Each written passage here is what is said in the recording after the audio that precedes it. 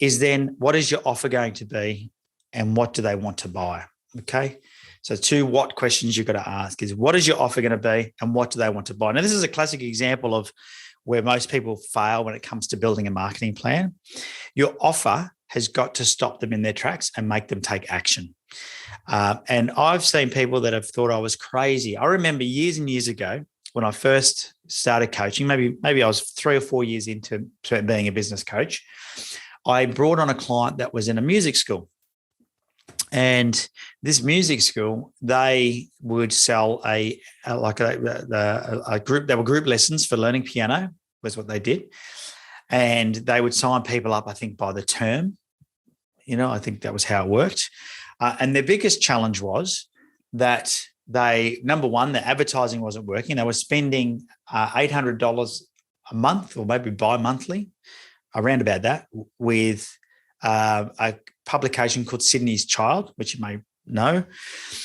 So they're spending this money with that publication, and they were getting a couple of customers from it, but those customers would sign up, they'd do 1 term, and then invariably the child would quit and they wouldn't get a return on investment. So every time they ran the ad, they were actually losing money. And so I said, well, the first problem is your ad doesn't have an offer. It was a nice ad. I can't remember what it said, but it was a pleasant ad. It spoke about teaching your child how to play music and how good that was for them. And, it definitely got calls, and we converted those calls into customers, but it didn't turn into a profitable marketing campaign. So when I started working with this lady, I said to her, we need to shake it up a bit. We need to make a strong offer. We need something that we can give away when people come and join your music class, your music school. And she was like, well, what could we give away? I said, well, what does everybody need when they're learning to play piano? Well, they probably need a piano. She said, well, I can't give away pianos. I said, well, can you? Can we do a deal maybe with a supplier and see if we can come up with a way to encourage people to ring you and to sign up? And so what we ended up, she had a partnership with Yamaha, who make electric keyboards, and she did a deal with them on one of their cheaper models. I think it retailed for about $299. They said, if you buy 20 of them, we'll give them to you for $100 each. And, you've just got to put the Yamaha signs up all throughout your school and, just be a Yamaha partner. So she agreed to this, right? She bought the 20 Yamaha keyboards. We put a new ad in and we said, enroll for the year. So they also had to enroll and pay in advance for a year.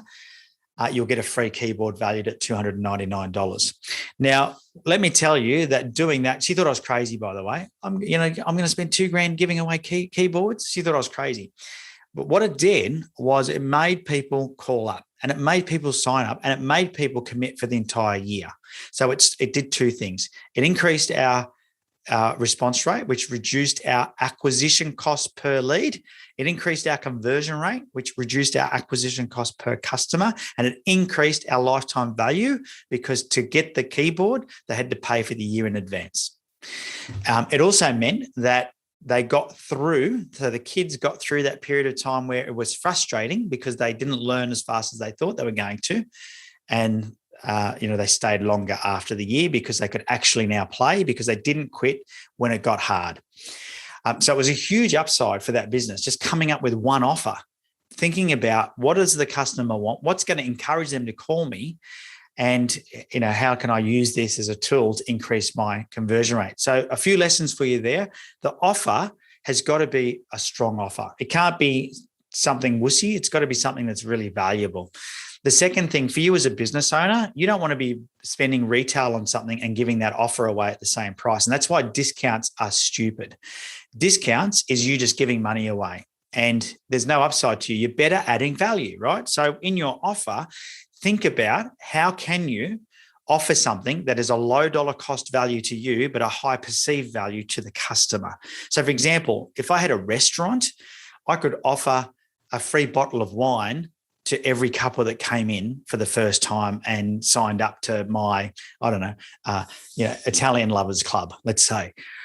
And that bottle of wine might cost me $15, but I might retail it for $50 all of a sudden, that's my acquisition cost. That helps my conversion rate. And so that's what you've got to think about. When it comes to building an offer, you've got to think about it. Now,